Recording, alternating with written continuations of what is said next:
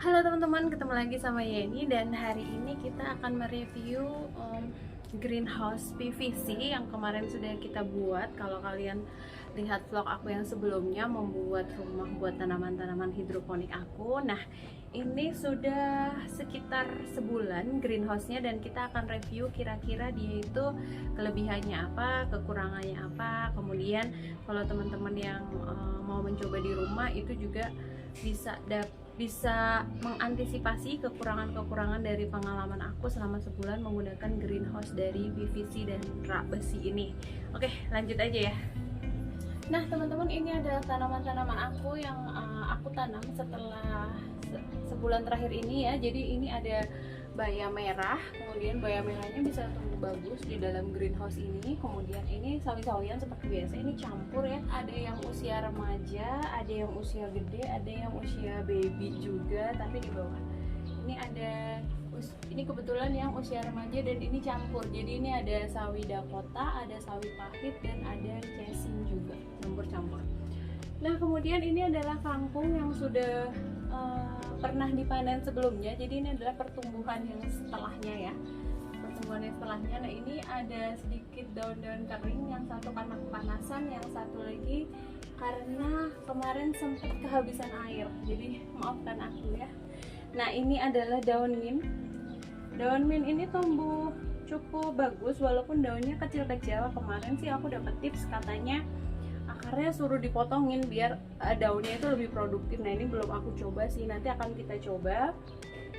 Kemudian reviewnya akan aku sampaikan juga, aku sharing juga ke teman-teman. Ini daun mint ini hampir setiap hari aku petikin buat bikin minum, seperti yang kemarin di video aku sebelumnya juga, yang di apa itu, yang di waktu makan sabu-sabu ya. Nah itu sempat aku liatin juga, itu ada pakai daun mint yang petik sendiri, dan semakin dipetik dia tumbuhnya semakin bagus ya. Daun-daun kayak gini tuh semakin dipetik semakin bagus, jadi dia akan tumbuh baru, tunas baru lagi.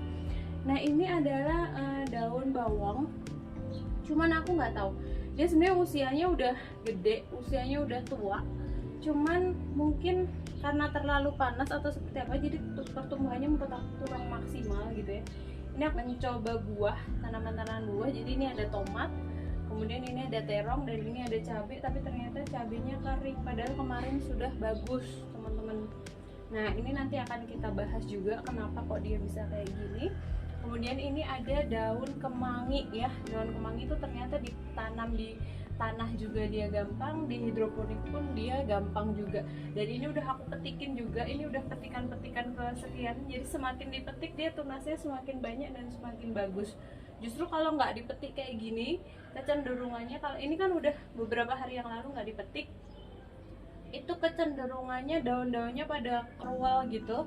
Kayaknya dia untuk apa ya, adaptasi untuk mengurangi penguapan air gitu ya, karena kan dia airnya terbatas gitu, hidupnya di air doang. Jadi dia daunnya banyak, dia kayak adaptasi mengurangi penguapan air. Kalau daunnya terlalu banyak suka ngeluntung-luntung gini, tapi begitu nanti kita petikin, tunas barunya bagus lagi. Nah kemudian itu tadi tanaman-tanaman yang aku tanam. Kemudian ada sedikit yang mengecewakan, ini ada di bawah nih, nggak kelihatan ya di kamera, nanti akan kita turunkan kameranya. Namun sebelum kita ke bawah, aku akan review sedikit terkait dengan greenhouse-nya ini ya teman-teman. Jadi ini kalau siang aku buka seperti ini ya, dilipat ke atas gitu. Karena apa? Karena ini tuh kecil, greenhouse-nya sangat kecil, sehingga pada saat ditutup dan itu siang hari panas banget, udara di dalam greenhouse ini sangat panas sekali. Nah panas itu tentu saja akan mempengaruhi tanamannya. Jadi pas awal-awal kemarin itu nggak pernah aku buka kayak gini, jadi dia rapet aja. Itu akibatnya ini, salah satunya ini ada yang menjadi kering, ini lupa kemarin. Kemudian selada aku yang sebelumnya bagus-bagus juga jadi kekeringan. Kemudian bahkan ini juga termasuk salah satunya efek kekeringan. Bahkan sawi yang notabene dia hidup sangat mudah pun dia sempat kekeringan. Aku mikir kenapa ya, padahal airnya nggak habis gitu kan. Ternyata suhu udara di dalam greenhouse-nya itu sangat panas karena dia kecil, udaranya nyimpan. Nah satu lagi evaluasinya adalah ini, rak besi ya. Kan kemarin menggunakan rak besi ya karena adanya gitu kan. Nah ini ternyata dia itu menyimpan panas teman-teman. Jadi kalau teman-teman ada rak kayu atau rak bambu itu sebenarnya lebih baik.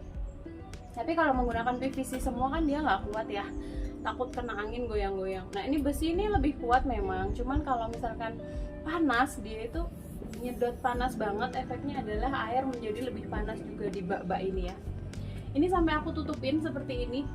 Ini atasnya aku tutupin, mereka karena sudah terlalu banyak matahari ini terbuka banget di ruang luar soalnya ya, di ruang terbuka. Jadi aku tutupin untuk mengurangi suhu udara yang ada di dalam greenhouse, dan salah satu caranya lagi aku buka kalau siang. Kalau malam memang ditutup takutnya hujan atau apa, atau untuk mengurangi hama gitu ya. Nah, tips satu lagi adalah terkait dengan sawi. Jadi dari belajar ini sawi yang udah aku panen berkali-kali, jadi siklusnya yang paling banyak itu tanamlah rutin tapi nggak usah banyak-banyak. Jadi misalkan 2 minggu sekali semai, 2 minggu sekali semai. Jadi ada yang usia masih remaja, ini kebetulan ada yang remaja, kemudian ada yang masih baby, ini ada yang sudah tua, ada yang sudah siap panen gitu. Kalau misalkan banyak barengan kayak gini tuh kadang kita kok banyak banget, buat apa, mubazir, akhirnya sebagian ketuaan. Jadi aku nanamnya sedikit-sedikit tapi bertahap gitu. Itu untuk tips sawi. Mungkin untuk yang lain-lain juga bisa begitu, cuman kalau ini kemang ini kan bisa dipanen berkali-kali ya. Nah kalau sawi itu enggak, sawi cabut aku biasanya. Nah teman-teman, seperti aku bilang tadi, nah ini adalah sawi-sawi yang ukuran dewasa yang udah siap dipetik ya. Ini ada sawi pahit. Sawi pahit itu kalau direbus pahit tapi enak gitu. Kemudian ini adalah baby. Nah ini adalah pokcoy yang kemarin kena imbas tuh. Kemarin kena imbas kekeringan kayak gini. Aku agak miss sedikit, nggak terkontrol, dia kena imbas kekeringan seperti ini jadinya. Sayang sekali, tapi ya gimana, nasi sudah menjadi bubur. Daun pokcoy sudah terlanjur perungkal-perungkal seperti ini. Jadi disitulah kita mendapat pembelajaran ya. Kita belajar apa kurangnya gitu. Nah ini sawinya tuh. Nah sawinya ini yang udah gede-gede banget, ini udah siap panen. Nah ini ada yang sawi pahit ya, siap panen. Jadi kayak gitu sekarang aku teman-teman nanamnya itu bagi-bagi gitu. Ada yang siap panen, ada yang usia remaja, dan ada yang masih baby. Jadi dia siklusnya jalan terus seperti itu. Nah kemudian ini yang aku cerita tuh, seladanya tuh kemarin kering kayak gini karena kepanasan. Karena dia tuh nggak terlalu tahan panas ya. Ini kepanasan, ini salah satu pembelajaran juga efek kepanasan. Jadi suhu itu berasa banget ya, begitu kemarin ditutup panas, suhunya tinggi banget. Itu air di dalam bak ini juga, ini tempat duduknya ya, saya bisa duduk. Air di dalam bak ini suhunya menjadi lebih dari 30 derajat juga, kadang sampai anget. Aduh aku kemarin sempat bingung juga, ini harus diapain gitu ya.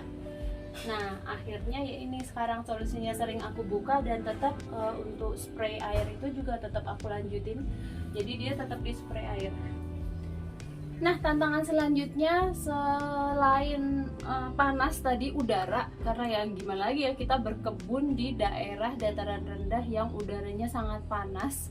Tantangan selanjutnya selain tadi pada kering adalah ini, hama teman-teman. Dan ini cukup membuat aku down kemarin, khususnya di tanaman seledri. Karena seledri ini aduh, kita udah sabar banget menunggu dia karena dia cukup lama pertumbuhannya. Jadi kemarin itu pada usia 2,5 bulan, 2 bulan sebenarnya, pada usia 2 bulan tuh aku udah mulai menikmati panennya seledri ini. Jadi setiap mau masa tinggal petik aja, tinggal petik aja, tinggal petik aja gitu.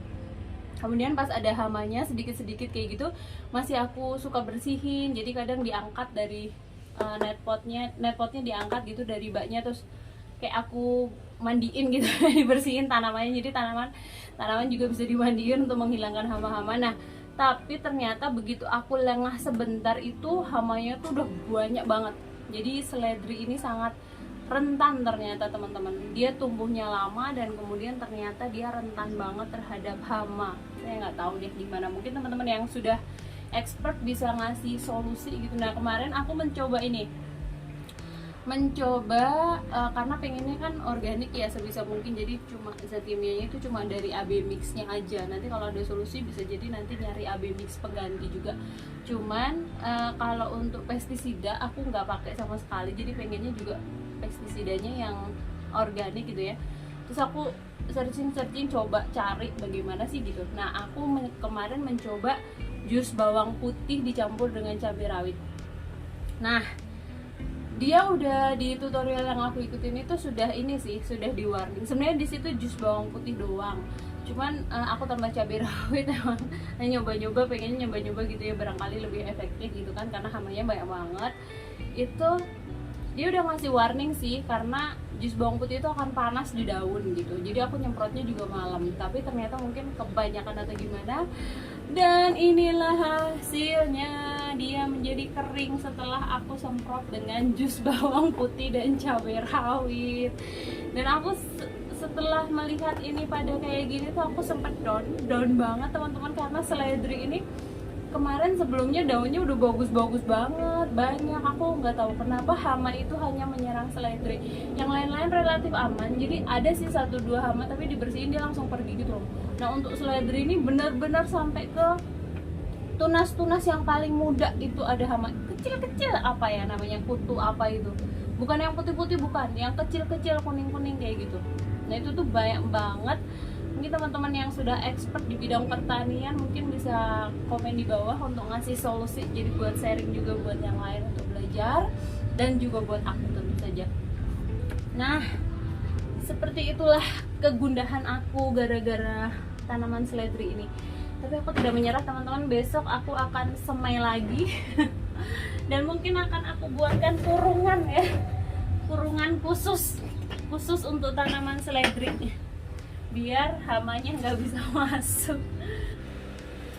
Oke teman-teman, mungkin cukup sekian dulu vlog aku kali ini. Semoga bermanfaat buat kalian semua, dan yang sedang berusaha untuk berkebun tetap semangat. Semoga semuanya lancar sampai dengan panen yang memuaskan. Oke, aku minta maaf mungkin aku hari ini ngomongnya agak cepet karena ini ngevlognya buru-buru mau pergi gitu ya. Jadi kalau misalkan aku ngomong terlalu cepet, teman-teman bisa komen apakah menjadi tidak jelas atau mengganggu pendengaran teman-teman jadinya karena aku ngomongnya terlalu gitu ya. Oke teman-teman, terima kasih untuk bersama aku hari ini, semoga bermanfaat. Sampai jumpa lagi.